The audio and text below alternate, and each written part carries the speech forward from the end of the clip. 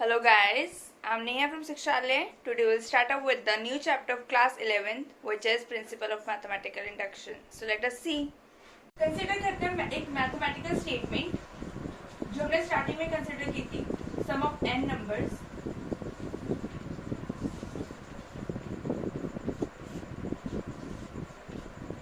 all n belonging to n natural numbers. हम इसको n is equal to 1 के लिए consider करते हैं.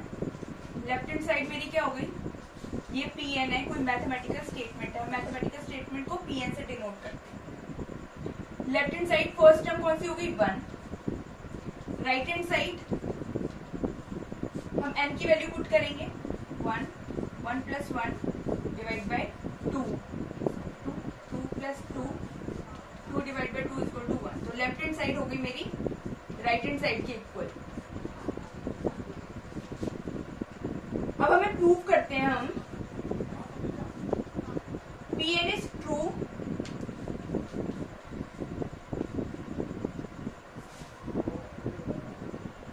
For any to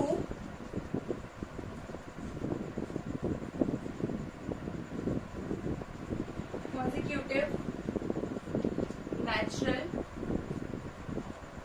numbers. कि पी एन ट्रू है किन्हीं दो कॉन्जिक्यूटिव नेचुरल नंबर्स के लिए. यानी अगर पी एन ट्रू है, कोई स्टेटमेंट ट्रू है 1 के लिए तो वो 2 के लिए भी ट्रू होगी, 2 के लिए ट्रू है तो 3 के लिए भी ट्रू होगी, और 3 के लिए ट्रू है तो 4 के लिए भी ट्रू होगी. तो हमें कोई एक ऐसे नेचुरल नंबर से तो स्टार्ट करना पड़ेगा कि हम शो कर सकें कि अगर ये 1 के लिए ट्रू है तो 2 के लिए भी. तो हम प्रूव करते हैं इसको for n is equal to k के लिए. Left hand side 1 plus 2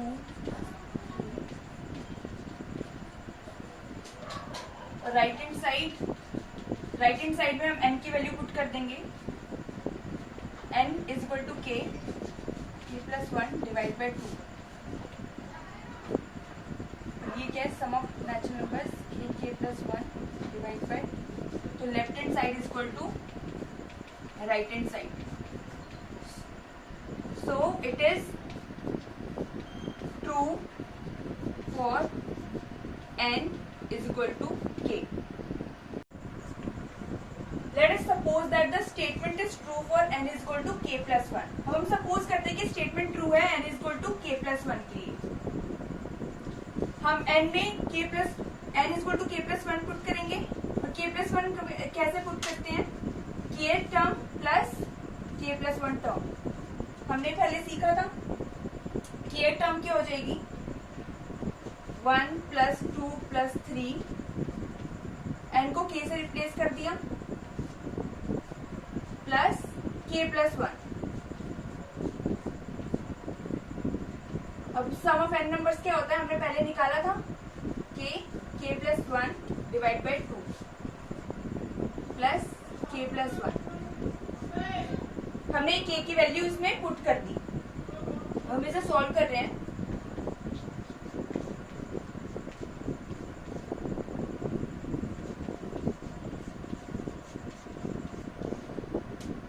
divide by 2. k plus 1 मैंने कॉमन ले लिया, k प्लस 2 डिवाइड बाय 2. ये हो गई मेरी लेफ्ट हैंड साइड. और राइट हैंड साइड के लिए मैंने क्या किया, n को मैंने k प्लस 1 से रिप्लेस कर दिया. ये k प्लस 2 हो जाएगा डिवाइड बाय 2. तो लेफ्ट हैंड साइड हो गई मेरी right hand side. So it is true for n is equal to k plus 1. If a statement is true for n is equal to k then it is true for n is equal to k plus 1. अगर कोई statement n is equal to k के लिए true है तो वो n is equal to k plus 1 के लिए भी ट्रू होगी. हमने ये शो कर दिया. क्यों, देखो अगर मुझे 1 के लिए शो करना है, मुझे 2 के लिए, अगर 1 के लिए ट्रू है तो 2 के लिए भी ट्रू होगी, 2 के लिए ट्रू है तो 3 के लिए भी ट्रू होगी.